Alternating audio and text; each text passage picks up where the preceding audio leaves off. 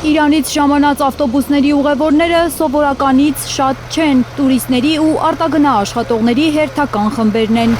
Պատերազմից փախածներ չենք, հասկացնում են նրանք։ Շատ են Իրան վերադարձողները։ Ես գնում եմ իմ երկիր, Իրան։ Պատերազմ է, բայց ես գնում եմ։ I love Iran. Ես սիրում եմ Իրանը։ Մի կերպ է արցունքները զսպում իրանցի այս կինը, վտանգի մեջ է իր հայրենիքը։ Հարազատների կյանքը վտանգված է։ Դեպի Իրան թռիչքները անընդհատ հետաձգվում են, շատերը ավտոբուսներով, տաքսիներով են տուն շտապում։ Ճամփորդական գործակալությունների մոտ իրարանցում է։ Մինչև երկուշաբթի ավտոբուս չկա։ Փարսկեստանի համար չկա, պատերազմ կա, կարող է ճանապարհները լավ չի, նորմալ չի։ Եթե ավել մենամ, պետք է տամբոժնի 50,000 դրամ շտրաֆ կա։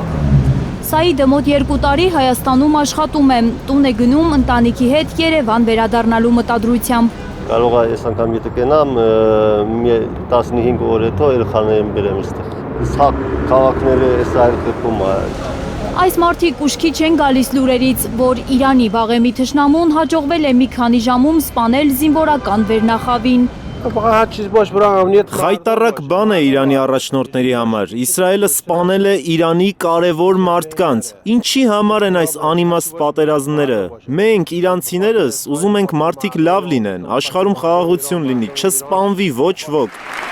Իրանի քաղաքացիներից շատերի համոզմամբ խաղաղության խոստումներով իշխանության եկած Թրամփն է խառնում տարածաշրջանը։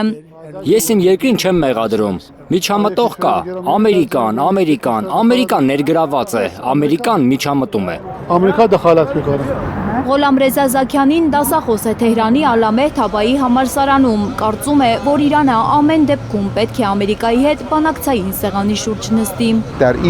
Իրանը հիմա պետք է իմաստուն գտնվի։ Պատերազմների ընթացքը ցույց է տվել, որ Իրանին որքան էլ ջախջախել են, երկիրը միշտ վերածնվել է մոխիրներից։ Բայց ինչ գնով, եթե Իսրայելը հիմա ոչնչացնի մեր ենթակառուցվածքները, նավթի, էներգետիկայի եւ գազի ենթակառուցվածքները, Իրանը 7 տարով հետ կգնա։ Այս իրավիճակում մենք այո, պետք է դիմակայենք, պետք է Իսրայելի հետ չնստենք բանակցությունների սեղանի շուրջ, բայց անպայման պետք է բանակցենք Ամերիկայի հետ։